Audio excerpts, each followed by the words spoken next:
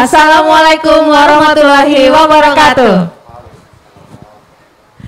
Selamat pagi, kembali lagi di program Inovasi Tanpa Batas. Ya, Pradi sedang menyaksikan sebuah program spesial yang dirancang khusus untuk menjadi sumber informasi mengenai apa saja yang sedang diupayakan pemerintah kita saat ini dalam upaya menuju Kalimantan Utara yang terdepan. Saya Susan, bersama rekan saya Dara Aurora. Pradi sekalian, inilah Respons Kaltara. Pradi, kita ada di Ex Laka-Laka Resto di Jalan Jeruk, dan karena program ini terbuka untuk umum, oleh sebab itu bagi Pradi yang ingin bergabung di sini silahkan langsung menuju lokasi ya. Tapi tentu saja semua yang bergabung wajib menerapkan protokol kesehatan. Ya, betul sekali Mbak Susan. Pradi harus tetap menggunakan masker, mencuci tangan terlebih dahulu dan tetap menjaga social distancing. Kemudian yang mau bergabung secara daring kemana Mbak? Ya, bisa langsung ke Instagram di @kaltaraprof atau ke channel YouTube di Humas Kaltara ya. Dan yang ingin bertanya silahkan ketik pertanyaannya di kolom komentar. Oke. Pradi, saat tagar work from home, stay at home atau di rumah saja akibat COVID-19 mulai mendunia, titik terdepan yang kritis diutamakan adalah kantung-kantung perbatasan antar negara. Saat pembatasan sosial diberlakukan di beberapa wilayah, kawasan dan pintu-pintu masuk seperti bandara, pelabuhan, dan pos lintas batas negara atau PLBN memegang peran penting memutus rantai pandemi ini. Ya, pintu keluar masuk bagi lintas batas manusia, barang, jasa, dan modal di PLBN ditutup. Namun masih dibuka bagi WNI yang datang atau pulang dengan melewati serangkaian prosedur pengamanan maupun proses screening.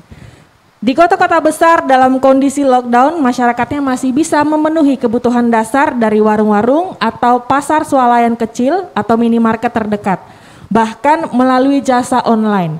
Tapi sebaliknya, masyarakat di perbatasan pedalaman, mereka hidup di lingkungan serba terbatas. Untuk mengatasi keterbatasan ini, mereka bisa saling menguatkan dengan negara tetangga. Sehingga, jika lintas batas ditutup saat pandemi dilakukan, kondisi mereka kemungkinan akan menjadi lebih buruk. Sebaliknya, jika lintas batas dibuka, resiko terpapar COVID-19 akan semakin tinggi dan memperburuk kehidupan mereka. Lantaran keterbatasan fasilitas kesehatan serta lokasi terpencil yang tidak mudah dijangkau. Ya, dan saat ini memasuki era adaptasi kebiasaan baru, semua masyarakat mulai beraktivitas kembali dan mulai bangkit. Lantas bagaimana dengan kondisi ekonomi di perbatasan Kalimantan Utara dan apa yang dilakukan oleh pemerintah provinsi? Dan untuk membahasnya kali ini kita akan bahas dalam Respons Kaltara edisi ke-101. Menghidupkan kembali niaga lintas batas. Ya, terima kasih untuk aplausnya ya. Dan untuk membahasnya kita telah mengundang kedua narasumber yang sudah pernah dilihat. Yang pertama Kepala Bappedalit Bank Kalimantan Utara, Bapak Risdianto SPI MSI. Selamat datang Pak. Sapa dulu Pak, izin. Assalamualaikum warahmatullahi wabarakatuh. Waalaikumsalam. Sehat Pak? Alhamdulillah sehat. Terima kasih ya, ada Bapak gaul kita hari ini kembali di Respons Kaltara. Ya. Berikutnya. Dan juga yang berikutnya ada Kepala Dinas Perindustrian, Perdagangan, Koperasi dan UKM Kalimantan Utara, Dr. Andes Hartono MSI. Selamat datang Pak. Ya, selamat datang. Dengan kita ucapkan para Pradi yang ada pendengar yang di rumah, selamat bergabung di Respons Kaltara gitu. Sehat ya Pak Hartono ya. Walaupun bolak-balik nih Pak, sehat Pak? Amin, sehat. Terima kasih. Selanjutnya tidak lupa juga kami menyapa rekan-rekan media yang sudah bergabung di live streaming atau di lokasi. Halo semua, terima kasih untuk kehadirannya ya. Juga kepada seluruh Pradi yang bergabung melalui radio, itu ada dari Pelita 106,6 FM Tanjung Selor, Kaltara 92,4 FM Tanjung Selor, dan Pesona 95,2 FM Tanjung Palas. Selamat mendengarkan ya Pradi semua. Baik Pradi, kita masuk ke perbincangan kita ya. Kita pertama ke Pak Risdianto dulu. Mengenai menghidupkan kembali niaga lintas batas. Pak Ris, bisa diceritakan nggak ini detail kronologi kemarin sempat ada penutupan jalur masuk perdagangan. Bisa diceritakan dari awal mula ditutup sampai dibukanya kembali lintas batas antara Krayan dengan Sarawak nih Pak. Silakan. Baik, terima kasih. Assalamualaikum warahmatullahi wabarakatuh. Salam hormat bagi seluruh perhadi yang ada di studio maupun di rumah. Sebelum saya menjelaskan itu Mbak Susan, ya, saya akan menjelaskan terkait dengan kondisi daerah perbatasan. Kita tahu bahwa Provinsi Kalimantan Utara memiliki panjang batas kurang lebih 1020 km. Ini merupakan garis perbatasan yang sangat panjang. Dari 1020 km itu terdapat dua kabupaten kita, yaitu Kabupaten Malinau dan Kabupaten Nunukan, yang berbatasan langsung dengan negara bagian Sabah dan Sarawak. Nah, khususnya kita tahu bahwa luas Provinsi Kalimantan Utara kurang lebih 75.467 km persegi. Sementara kalau dua wilayah ini yaitu Kabupaten Malinau dan Nunukan memiliki kawasan perbatasan, yaitu ada 5 kecamatan yang ada di Malinau, kemudian ada 12 kecamatan yang ada di Nunukan. Apabila digabungkan dua wilayah ini memiliki kurang lebih 36.000 km persegi, atau luas perbatasan kita kurang lebih mencakup hampir 48% luas daratan dari wilayah Kalimantan Utara, yang kalau kita bandingkan ini 1,5 kali Provinsi Jawa Timur. Ya. Tentu ini menjadi suatu tantangan bagi kita dalam rangka mencoba menuntaskan adalah langkah percepatan untuk pembangunan di daerah perbatasan. Berkaitan dengan kondisi perdagangan yang selama ini selalu menggantungkan khususnya dengan negara tetangga, dikatakan tadi oleh Mbak Susan, memang di awal masa pandemi COVID-19 yang melanda di belahan dunia, kemudian ditutuplah pintu perdagangan oleh negara tetangga, khususnya di daerah Sarawak. Dan kebetulan saya baru juga datang sekitar 1,5 bulan yang lalu dari Krayan. Dan ini menjadi tantangan kita. Nah, oleh karena itu maka atas inisiatif dari Bapak Gubernur pada saat itu pada tanggal 14 Juli 2020 yang lalu telah melayangkan surat Kepala Menteri Sarawak dan Sabah dalam rangka untuk berharap adanya upaya bersama membuka kembali pintu perdagangan. Memang ada kekhawatiran dari negara tetangga kita bahwa pandemi COVID-19 ini bisa kemudian berpengaruh terhadap masyarakat ada di batas khusus negara mereka. Dan kami juga telah melakukan suatu pendekatan melalui Sekretariat Sosek Malindo dalam rangka untuk membangun komunikasi dengan negara tetangga, bagaimana upaya bahwa barang-barang yang dibutuhkan oleh masyarakat kita yang ada di wilayah perbatasan itu bisa kemudian dimasuk ke Indonesia. Karena kita tahu bahwa untuk di daerah perbatasan ya ada sekitar 17 kecamatan yang ada di wilayah Kalimantan Utara ini banyak tergantung sekali dengan barang-barang yang ada dari negara tetangga. Ya, karena apabila kita memenuhi barang-barang itu hanya bisa melalui angkutan udara, dan ini menjadi tantangan. Dan alhamdulillah melalui proses kerjasama Sosek Malindo, negosiasi dan sebagainya, sehingga kemarin telah ada surat balasan dari negara tetangga dalam rangka untuk kemudian bisa kembali normal untuk mendatangkan barang dari negara tetangga, dan khususnya Sarawak. Demikian Mbak Susan, Mbak Dara. Baik Pak, terima kasih. Ya berarti sekarang sedang diupayakan kembali ya Pak ya untuk membuka jalur lintas barang ini. Ya. Lalu ketika kemarin itu Pak sempat ditutup, masyarakat setempat mendapatkan pasokan kebutuhannya itu lewat mana dan dari mana? Apakah dari pemerintah gitu Pak? Iya, jadi begini Mbak Susan, Mbak Dara serta seluruh perhadi yang ada di studio maupun di rumah. Selama ini bahwa pemerintah Provinsi Kalimantan Utara telah melakukan langkah-langkah yang konkret ya dalam rangka untuk bisa memenuhi kebutuhan masyarakat kita yang ada di daerah perbatasan. Salah satu program yang selama ini sudah kita jalankan mulai tahun 2014 yang lalu adalah subsidi ongkos angkut, baik itu penumpang maupun barang. Dan subsidi ongkos angkut ini merupakan hasil kerjasama dari pemerintah pusat, provinsi dan kabupaten kota sebagai daerah perbatasan khususnya Malinau dan Nunukan. Dan ini dia gelontorkan dana setiap tahunnya hampir 20 miliar lebih. Nah inilah salah satu memang upaya kita dalam rangka untuk bisa memenuhi kebutuhan barang masyarakat kita sana. Selain barang-barang yang memang didatangkan dari negara tetangga. Ya seperti itu.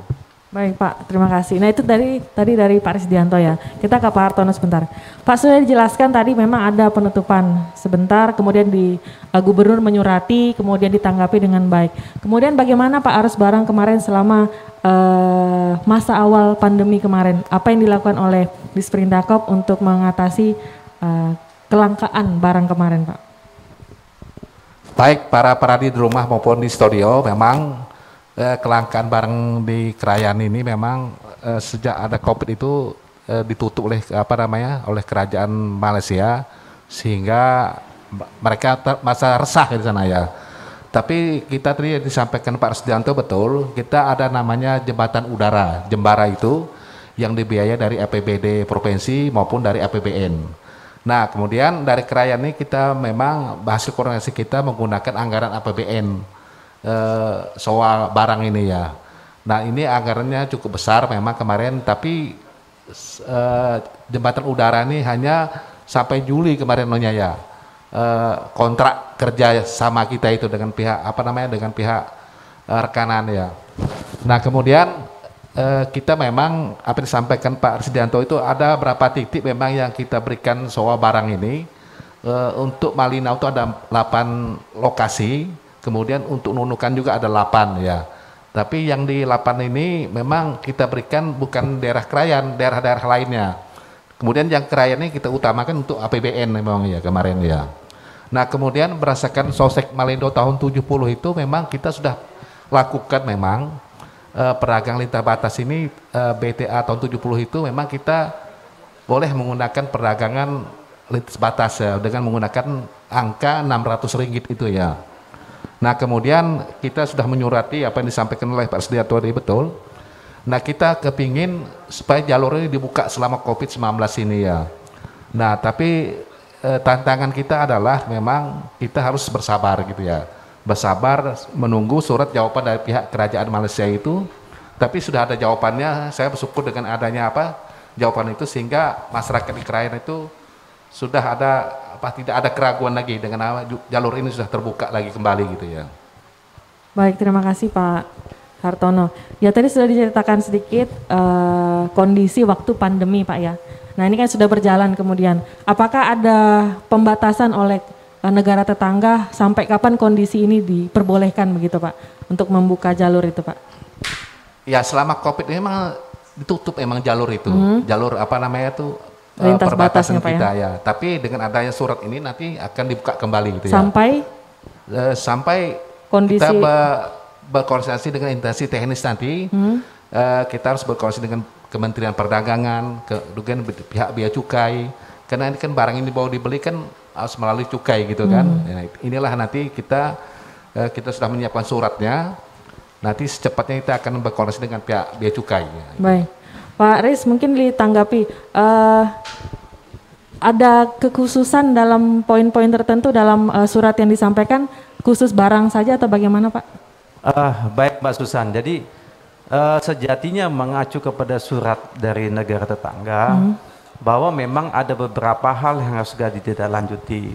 Karena menyangkut yang pertama terkait dengan protokol kesehatan.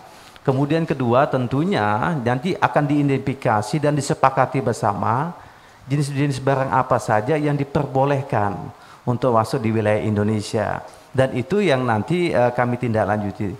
Kemarin kami juga sudah rapat dengan perangkat daerah terkait Pak Hartono ya, di mana kami juga sudah kemudian mengidentifikasi dan berkonsultasi, berkoordinasi dengan Kementerian Perdagangan dalam rangka untuk memastikan termasuk konsulat kita yang ada di Sarawak dan Sabah, dalam rangka untuk persetujuan bersama terhadap jenis-jenis barang-barang yang bisa masuk ke Indonesia dan khususnya yang ada di wilayah perbatasan. Itu dalam kondisi pandemi ini Pak ya? Betul, dalam kondisi pandemi. Artinya belum selesai dibahas? Kenapa? Belum selesai dibahas? Sudah selesai dibahas, hanya memastikan jenis barangnya. Oh jenis barangnya saja yang betul. Belum. Tapi selama ini arus barangnya masih aman Pak?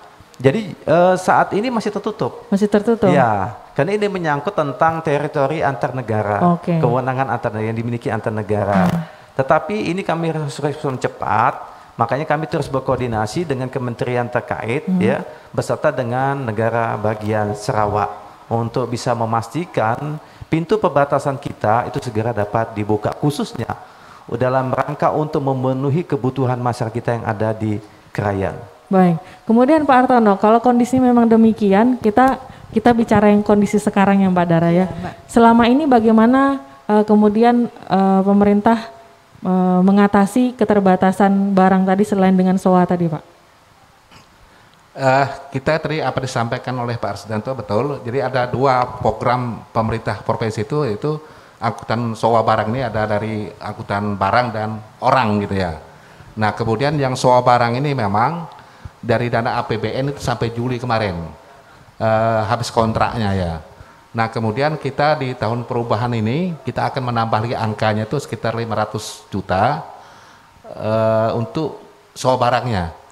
Ya mudah-mudahan ini secepatnya kita lelang nanti supaya nanti bisa kebutuhan bahan pokok di perbatasan bisa terpenuhi kembali lagi ya. Itu sudah diceritakan ya Mbak Dara tentang kondisi sekarang, kemudian perkembangannya bagaimana dan yang akan datang. Kemudian kita mau tanya tentang kendala kali ya Mbak ya. Ke Pak Risni.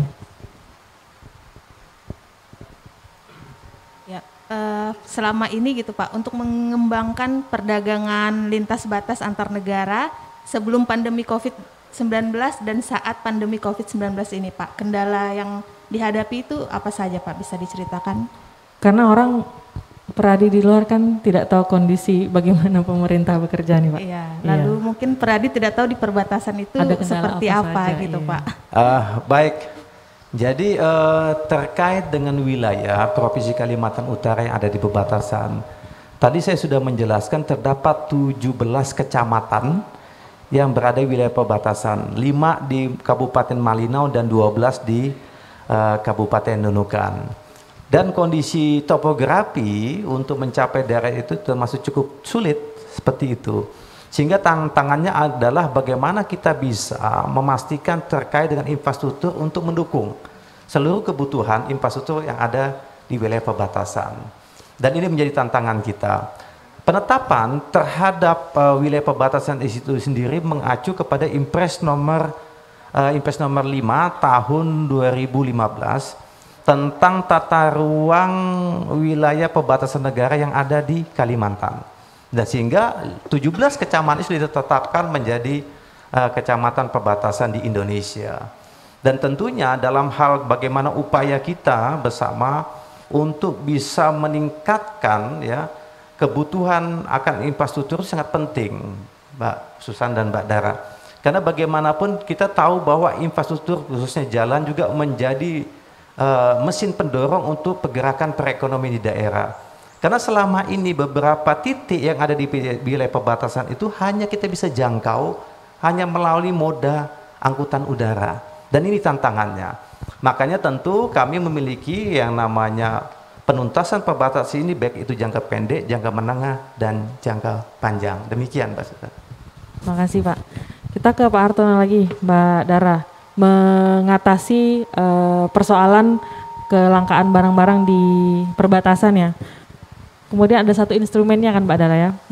Ya kan mungkin untuk strategi kedepannya gitu Pak. BUMDes sebagai instrumen yang bisa digunakan untuk memperkuat ekspor impor lintas batas, dan adakah kebijakan untuk mendorong BUMDes ke perbatasan di sana Pak? Ya untuk Pak Hartono. Ya betul, memang di kecamatan itu ada namanya BUMDes ya. Kita sekarang ini sudah akan membangun toko Indonesia di perbatasan. Kemarin saya sudah bangunan ini sudah diselesaikan oleh pihak rekanan. Ini akan kita gunakan nantinya ya. Tapi ini belum diresmikan. Tinggal kita sudah sudah selesai proyeknya. Nanti akan kita isi toko itu untuk modal usaha para pelaku usaha kita yang dari Krayan ya. Nah kemudian memang selama ini memang untuk wilayah perbatasan ini harus ada perhatian khusus memang ya mengenai bahan pokok ini memang ketergantungan bahan pokok ini memang dengan negara tetangga gitu memang ya saat ini memang ya. Tapi kita tetap mendorong memang dari pemerintah pusat maupun provinsi tetap memberikan dana bantuan tadi ya, bantuan soal barang ini ya memang ya.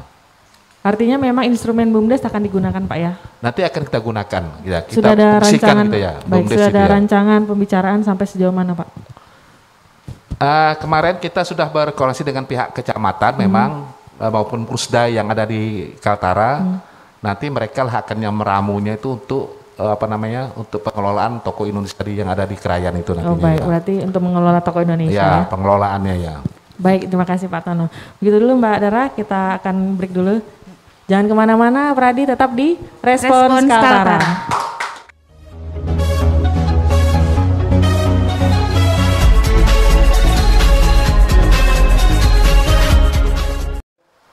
Kembali lagi di Respons Kaltara. Baik Pradi sekalian, hari ini kita berbincang tentang menghidupkan kembali niaga lintas batas ya bersama Pak Risdianto dan Pak Hartono. Kita lanjutkan perbincangan kita. Tadi sudah dijelaskan juga ya Mbak mengenai kondisi di perbatasan saat ini. Betul. Dan selanjutnya kembali kita akan berbincang dengan Pak Risdianto dulu pertama. Jadi bagaimana strategi Pemprov Kaltara dalam mengembangkan perbatasan sebagai kawasan perdagangan lintas batas antar negara Pak? Strategi ke depannya. Iya, baik Mbak Dara. Jadi apa yang sudah kita kerjakan belakangan ini, apa yang sedang kita kerjakan dan apa ke depannya akan menjadi tugas kita dalam rangka untuk menuntaskan persoalan perbatasan yang saya katakan tadi dengan tantangan yang begitu besar. Yang pertama bahwa terkait dengan wilayah perbatasan sebagaimana saya katakan tadi sejalan dengan Impres nomor 31 tahun 2015 tentang penetapan 17 kecamatan yang ada di wilayah perbatasan dalam rangka untuk eksekusi penyelesaiannya itu ya ada yang menjadi kewenangannya provinsi dan ada yang menjadi kewenangannya pusat, pemerintah pusat, tapi sebagian besar adalah pemerintah pusat. Jadi apa yang kita lakukan selama ini, beberapa program kita dalam rangka untuk mendukung ya, pemenuhan kebutuhan, memperlancar proses penyerahan pemerintahan yang ada di wilayah perbatasan, maka kita melakukan tadi yang pertama disampaikan oleh Pak Hartono, subsidi ongkos angkut, baik itu penumpang maupun barang. Karena hanya terdapat beberapa wilayah perbatasan yang hanya bisa dijangkau melalui moda angkutan udara. Itu yang pertama. Yang kedua juga, alhamdulillah ya, dulunya kita BBM itu di daerah perbatasan sangat mahal. Kami memang pada 1 bulan yang lalu ya datang ke wilayah perbatasan Krayan, itu harga BBM dengan penutupan pintu perbatasan mencapai hampir 35.000 untuk per liternya. Sedangkan semen satu saknya mencapai 1,5 juta. Nah oleh karena itu satu saknya 1,5 juta. 1,5 juta ya. Jadi ini berpuluh kali lipat dibanding harga semen yang ada di wilayah perkotaan. Nah oleh karena itu dulu ya kita bekerja sama dengan Kementerian BUMN, alhamdulillah kita sudah melaksanakan program untuk BBM satu harga di wilayah sana dan telah ditetapkan ada 4 APMS yang wilayah perbatasan, 6 APMS wilayah perbatasan yang saat ini menjual BBM satu harga. Kemudian selanjutnya tadi dikatakan juga oleh Pak Hartono bagaimana kita ke depan dalam rangka untuk menunjang sisi perdagangan juga kita membuka toko Indonesia baik yang ada di daerah Krayan juga maupun ada di daerah Sebatik. Kemudian juga kita dari sisi fasilitas kesehatan ada 4 rumah sakit pertama yang kita bangun ya dalam rangka untuk meningkatkan derajat kesehatan masyarakat. Nah, oleh karena itu bagaimana strategi jangka pendek yang kita lakukan tadi begitu. Lalu bagaimana jangka menengah dan jangka panjang? Apa yang kita lakukan dalam jangka pendek terus kita lakukan di jangka menengah begini terkait dengan perdagangan antar negara. Berdasarkan hasil sidang Sosek Malindo yang ke-24 lalu, kami mengusulkan bahwa akan meminta kalau bisa diusulkan membuat semacam pos untuk logistik terpadu, ya, pusat logistik terpadu, berikat. Dan ini penting Bapak dan Ibu dalam rangka untuk menjaga logistik kita yang ada di daerah perbatasan. Dan alhamdulillah ya pihak Malaysia sepakat dan setuju dengan hal ini. Hanya nanti kita akan lebih fokus kepada jenis-jenis barang apa yang nanti bisa nanti ini untuk dikerjasamakan. penting sekali pusat logistik berikat ini kita bangun dalam rangka untuk bisa memastikan kebutuhan masyarakat di daerah perbatasan itu bisa terpenuhi. Selama ini transaksi perdagangan itu kan banyak yang sifatnya tradisional, Bapak dan Ibu, yang dikatakan oleh Pak Hartono. Saat ini mereka, warga kita yang datang ke Malaysia, hanya diperkenankan karena warga di sana untuk membeli hanya sekitar 600 ringgit saja untuk kebutuhan sehari-hari, atau kurang lebih sekitar 2 jutaan rupiah lah. Tetapi ke depan kita berharap melalui logistik terpadu nanti ada suatu, bisa BUMD, bisa koperasi sesuai dengan peraturan undang-undangan nanti yang bisa kemudian menampung kebutuhan masyarakat, bisa kemudian barang-barang yang ada di wilayah perbatasan diekspor ke Malaysia, demikian juga sebaliknya. Nah ini penuntasan dalam rangka menengah. Nah tetapi yang terpenting adalah bagaimana upaya kita dalam rangka untuk membuka akses infrastruktur kita. Jadi kalau kita bicara contohnya Krayan saja, Krayan ini dari Malinau menuju Long Bawan itu memiliki panjang kurang lebih 185 km ya, jalan. Dan yang sudah terbuka, yang belum dikerjakan, artinya belum tuntas, itu sekitar 27 km. Baik itu yang ada aspalnya maupun juga pembukaan badan jalan. Kami kemarin FGD dengan Kementerian Satker, ya, Kementerian yang menangani tentang jalan perbatasan ini, karena ini menjadi tanggung jawabnya pemerintah pusat. Dan kami berdiskusi ya mulai tahun 2017 yang lalu hingga saat ini 2020 telah digelontorkan dana kurang lebih 568 miliar untuk pembangunan ruas jalan antara Malinau sampai ke Long Bawan. Nah, insya Allah ditargetkan pada tahun 2024 ya akses jalan ini bisa terbuka di wilayah perbatasan. Mudah-mudahan itu yang jangka panjang. Sehingga apa? Nantinya kalau akses jalan ini terbuka, bahwa infrastruktur ini menjadi bagian penting sebagai mesin pendorong peningkatan perekonomian, segala potensi yang dimiliki oleh masyarakat kita di sana itu bisa kemudian kita angkut ke kota. Demikian juga sebaliknya. Baik. Terima kasih Pak. Menarik ya Pak, ada hasil rapat sidang Sosek Malindo ya. Kemudian Pak mungkin bisa diberi pencerahan nih kepada kita semua. Itu kira-kira kapan realisasi pos logistik terpadunya nih Pak? Karena masih dalam pembicaraan, direncanakan, kemudian menunggu persetujuan kan? Ya baik, pusat logistik berikat yang disebut seperti itu. Jadi kami kemarin juga sudah melaksanakan rapat evaluasi dan penyusunan terhadap rencana kerja pada saat nanti akan dilaksanakan sidang Sosek yang ke-24. Salah satu yang kami rumuskan itu adalah menyangkut tentang pembangunan pusat logistik berikat ya Bapak dan Ibu. Jadi kami punya keyakinan bahwa ini kita bisa laksanakan dalam waktu dekat ya. Nah, di samping itu juga perlu kita ketahui bersama bahwa pemerintah saat ini akan melaksanakan pembangunan pos lintas batas negara, khususnya ada di Long Midang maupun Sungai Nyamuk. Jadi yang menjadi prioritas utama ada 2 dulu, PLBN itu. Di Long Midang dan Sungai Nyamuk, itu didanai oleh APBN, dan itu akan dilaksanakan pada tahun 2021. Satu pos lintas batas kurang lebih sekitar 220-an miliar. Jadi, ya mudah-mudahan ini segera dapat terrealisasi dan terwujud. Karena nantinya pos lintas batas negara ini nanti menjadi suatu pusat alur perdagangan antar negara, sehingga semua transaksi perdagangan, neraca perdagangan ini sifatnya legal, Mbak Bola. Nah, seperti itu. Baik Pak, terima kasih.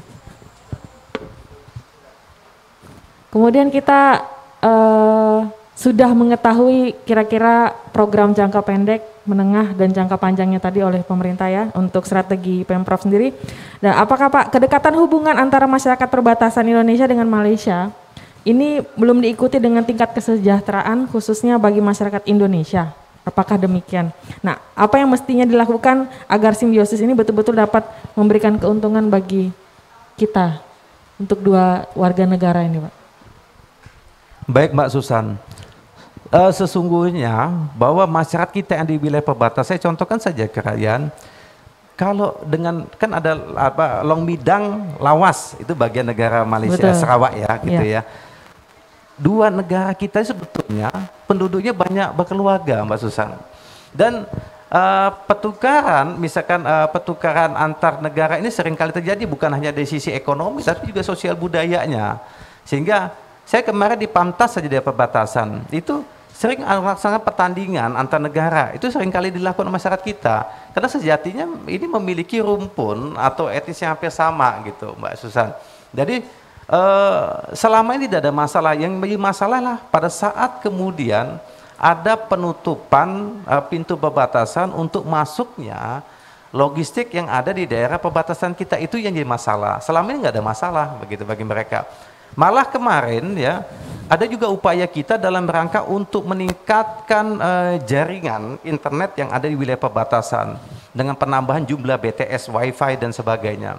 Dan kami buktikan pada 1 bulan yang lalu kami melaksanakan video conference dalam rangka untuk penyusunan rancangan teknokratik ya, RPJMD Provinsi Kalimantan Utara 2001-2024. Kami ingin memastikan bahwa kami mendapatkan langsung ya isu-isu strategis yang ada di wilayah perbatasan. Ternyata pada saat kami di Longbawan melaksanakan video conference itu ternyata bisa diakses juga secara nasional karena beberapa narasumbernya ada di kementerian seperti itu. Dan ini membuktikan bahwa ada suatu kemajuan yang cukup signifikan di wilayah perbatasan kita. Walaupun kita tahu bahwa penuntasan persoalan perbatasan ini tidak bisa jangka pendek karena membutuhkan anggarannya sangat besar, Mbak Susan. Mungkin demikian. Baik, berarti betul harus dipahami ya oleh Pradi semua, tidak serta-merta akan terselesaikan semua kondisi keterbatasan di pedalaman ya. Butuh kerjasama dari semua pihak juga. Dan sudah ada perhatian khusus juga ya Mbak dari pemerintah pusat maupun pemerintah provinsi terhadap wilayah perbatasan. Betul sekali. Ya. Tadi pertanyaan-pertanyaan dari kita sudah terjawab semua dan sudah masuk beberapa pertanyaan dari media sosial, Pak. Nah, untuk yang pertama saya bacakan ini dari Alex di Aji Kuning. Selain SOA, kerjasama Sosek Malindo pada bagian transportasi laut lintas batas juga harus dihidupkan kembali untuk menopang ekonomi. Bagaimana dengan rencana pemerintah Indonesia dan Malaysia untuk membuka pelayaran Sebatik Tawau? Sebatik Tawau ya? Iya, Sebatik Silakan Tawau. Pak Hartono. Jadi untuk pelayaran ini memang kita sudah kita buka memang akses pelayaran kita antara Indonesia dan Malaysia. Kita memang melalui itu namanya Polindo, pelabuhan Polindo yang ada di Tarakan itulah pelabuhan yang menuju yang menyiapkan untuk transportasi dari Indonesia ke Tawau ya. Nah ini sudah kita lakukan memang sejak awal memang ya. Nah kemudian disampaikan oleh Pak Resdianto memang Sosek Malindo ini sejak tahun 70 sudah kita lakukan perjanjian ini. Namanya BTA tahun 70, Border Trade Agreement itu. Sudah 50 tahun memang ini. Nah tadi yang diberlakukan itu hanya Rp600. Mudah-mudahan nanti ke depan bukan hanya Rp600 kita usulkan menjadi 600 US dollar gitu ya, sehingga teman-teman kita di perbatasan ini agak mudah peluang untuk mendapatkan belanjanya ini ya itu ya. Hanya sekarang ini memang kita di atas berapa? Di atas Rp600 itu kita harus menggunakan perdagangan ekspor impor gitu ya itu ya. Harus melalui Kementerian Perdagangan maupun melalui bea cukai itu ya Mbak Susan ya.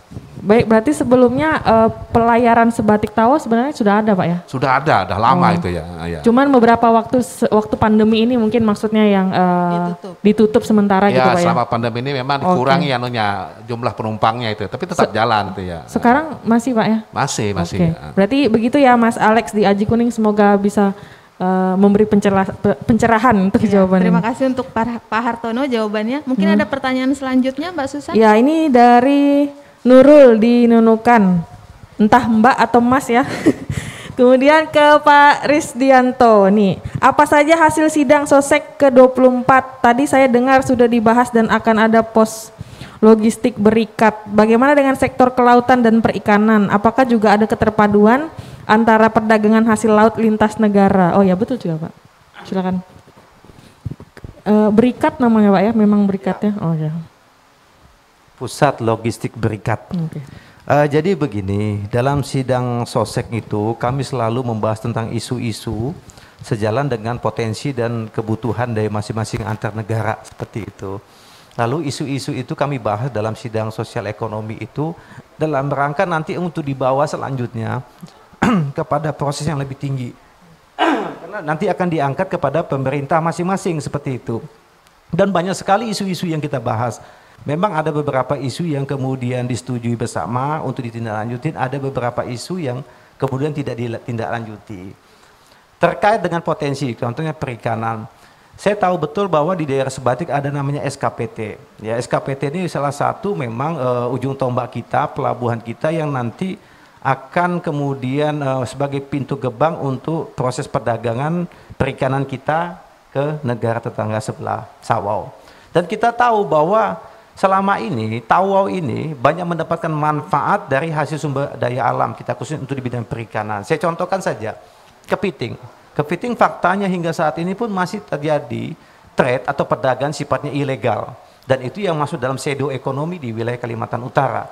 Dan kita tahu bahwa Provinsi Kalimantan Utara ini memiliki garis pantai itu kurang lebih 3.700 km dengan luasan kurang lebih untuk pesisir itu 7.800 km persegi.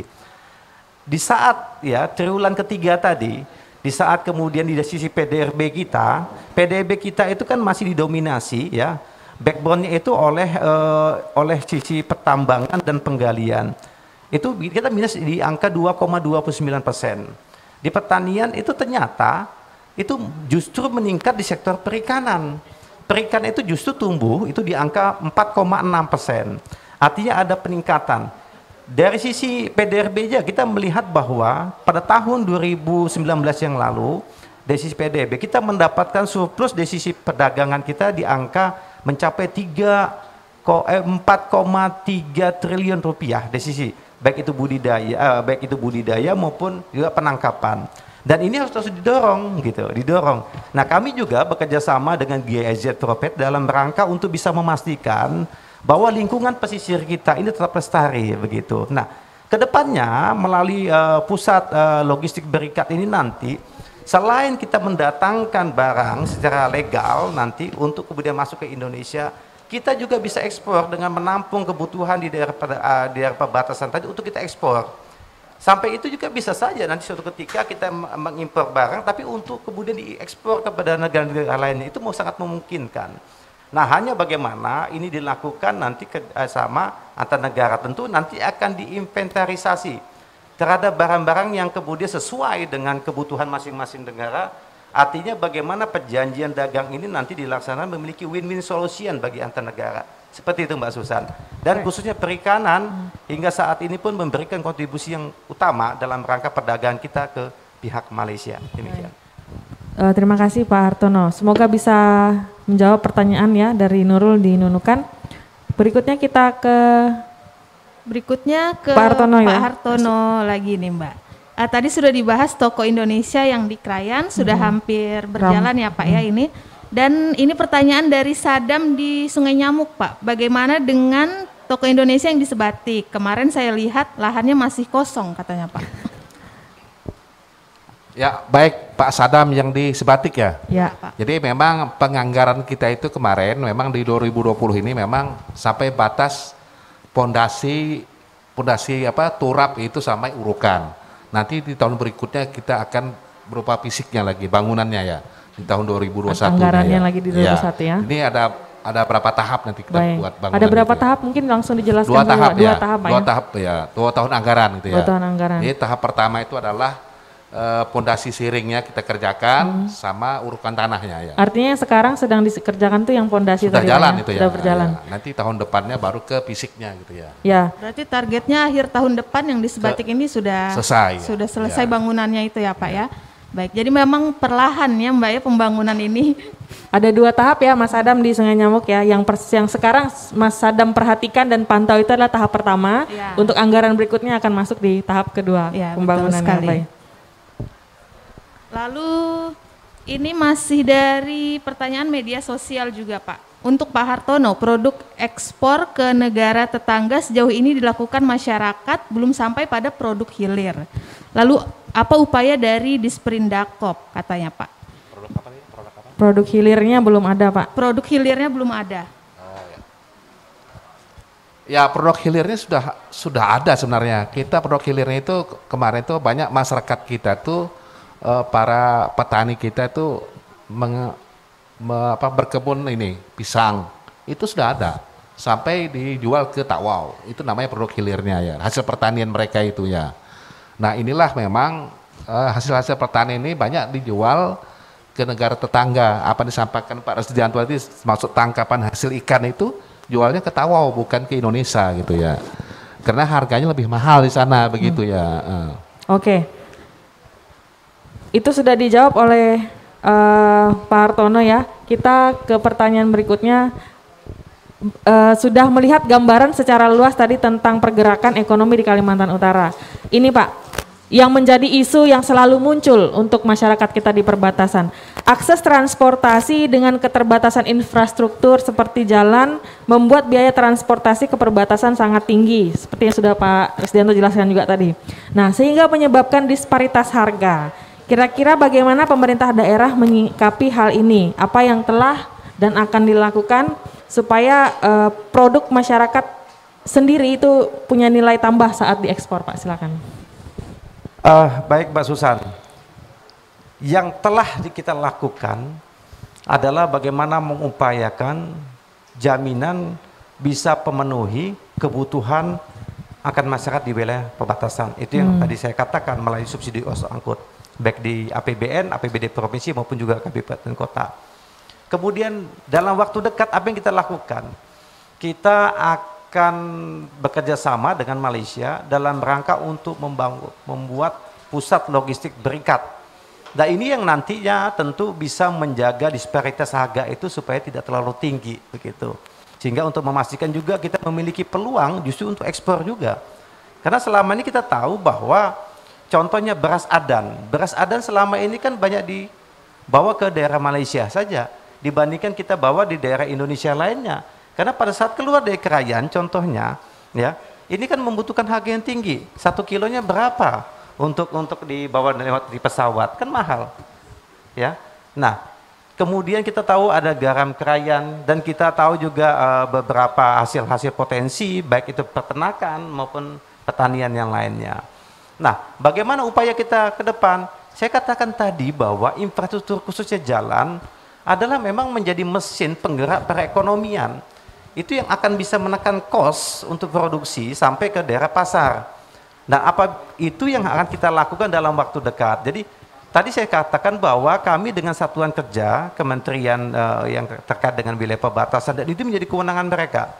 Itu ditargetkan pada tahun 2024 nanti, jalan khususnya untuk yang link atau dari Malinau ke Krayan ini bisa kita tuntaskan, seperti itu. Dan saat ini sudah digelontorkan uang kurang lebih 560 miliar. Karena ini membutuhkan apa ya? Investasi yang sangat mahal. Nah, apabila ya infrastruktur itu sudah kemudian bisa nanti untuk lancar, otomatis kan kos untuk mengantar barang distribusi kan lebih murah dibandingkan naik pesawat seperti itu. Baik Pak, terima kasih untuk penjelasannya. Ya Mbak Dara, sebelum kita masuk closing statement mungkin kita akan break dulu ya. Ya Pradi jangan kemana-mana, tetap di Respons Kaltara.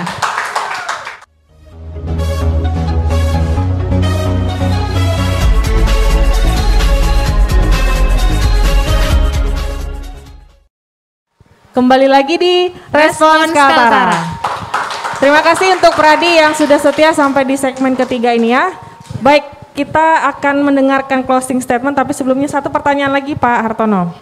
Pak, tadi sudah disampaikan juga oleh Pak Resdianto waktu monitoring istilahnya Pak ya ke Krayan di daerah perbatasan sana, harga semen waktu masa pandemi sampai 1,5 juta satu sak nih Pak. Kira-kira persoalannya di mana karena harganya sampai sekian, kemudian siapa sih yang harusnya sebenarnya mengawasi peningkatan atau penurunan harga di sana? Baik para Paradi yang ada di rumah maupun di studio, memang pengawasan barang ini adalah tugas kami memang ya.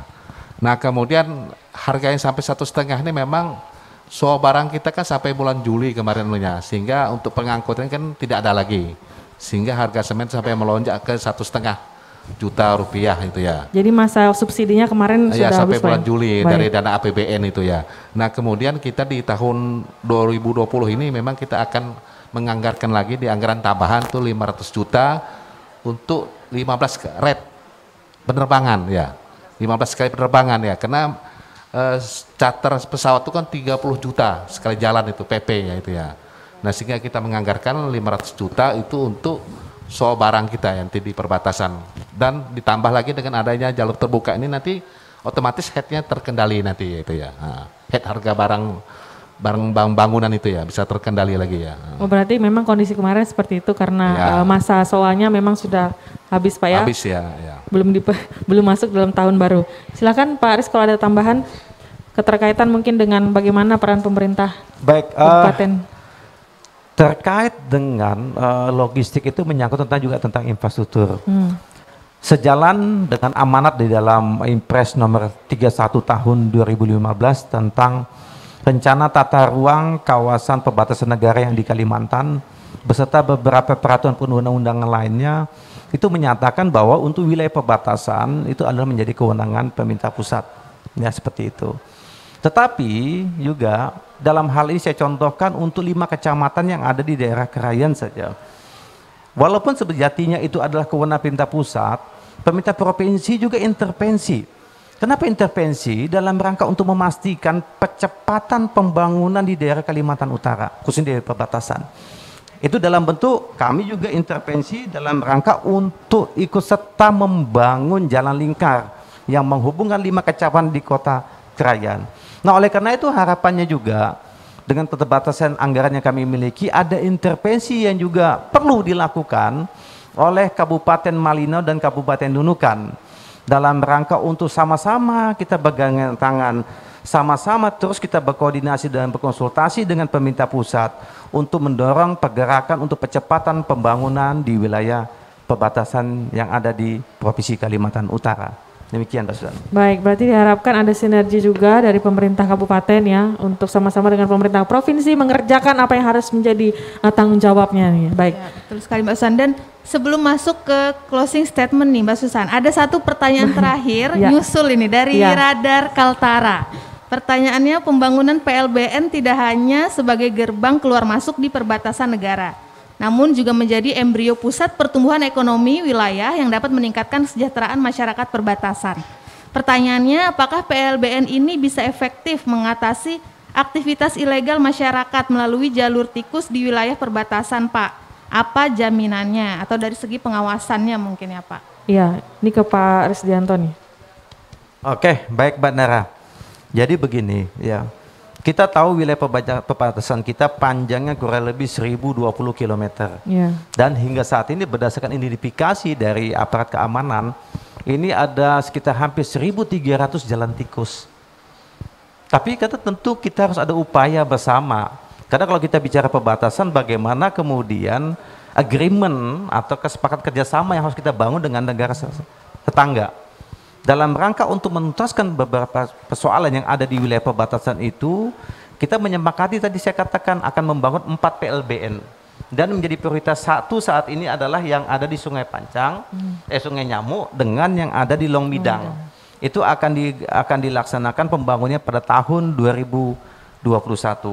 Dan nantinya betul dikatakan bahwa nanti selain terkait dengan arus masuknya penumpang dan barang, jadi diharapkan menjadi pusat pertumbuhan. Tapi pertanyaannya, apakah itu menggaransi bahwa kemudian proses ilegal trade yang terjadi antar negara tadi bisa terjadi? Mungkin iya. Tetapi paling tidak kita bisa ada suatu pos yang bisa memusatkan pusat untuk masuknya semua.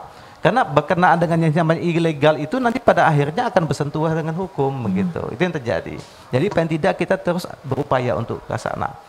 Setidaknya ada upaya begitu dari pemerintah yang untuk mengurangi. Dan upaya ini tidak bisa kita sendiri, Mbak Susan, Mbak Dara. Ini juga bekerja sama dengan Malaysia. Kalau salah satu pihak tidak setuju, tidak bisa begitu. Dan ini yang terus kami bahas dalam pembahasan Sosek Malindo dengan negara Malaysia. Kita mencontohkan saja antara Entekong dengan Sarawak. Saat ini kan menjadi pusat pertumbuhan ekonomi baru di wilayah Kalimantan Barat beserta dengan Sarawak. Seperti itu konsepnya. Terima kasih Pak Risdianto. Ya itu tadi pertanyaan-pertanyaan dari media sosial sudah terjawab oleh para narasumber kita. Dan masih ada beberapa pertanyaan lagi Pak mungkin, tapi karena keterbatasan durasi tidak bisa kita bahas semuanya di sini. Dan Untuk selanjutnya saya memberikan kesempatan para narasumber untuk menyampaikan closing statement. Kita mulai dari Pak Hartono dulu mungkin ya Mbak Susan. Baik itu. Jadi closing saya memang dengan adanya anggaran tambahan 500 juta itu bisa membantu masyarakat kita di perbatasan dalam rangka menghidupkan kembali Pak selama pandemi ini ya. Nah kemudian dengan terbukanya jalur ini, jalur perdagangan kita, saya bersyukur itu. Ya mudah-mudahan secepatnya ini akan kita koordinasikan dengan instansi yang terkait nantinya. Ya. Baik. Mungkin itu Mbak Susan ya. Terima kasih untuk Pak Hartono. Kita beri aplaus dulu untuk Pak Hartono dong. Closing statement berikutnya dari Pak Ristir. Baik, jadi tidak terasa bahwa Provinsi Kalimantan Utara telah terbentuk hampir kurang lebih 7 tahun dan efektifnya untuk periode pemintaan ini kurang lebih 5 tahun. Ada upaya dan komitmen bersama sebagaimana Bapak Gubernur sampaikan kepada kami terus menerus bahwa kita harus bisa bekerja secara cepat dan cerdas, juga tepat dalam rangka untuk akselerasi percepatan pembangunan di wilayah Kalimantan Utara.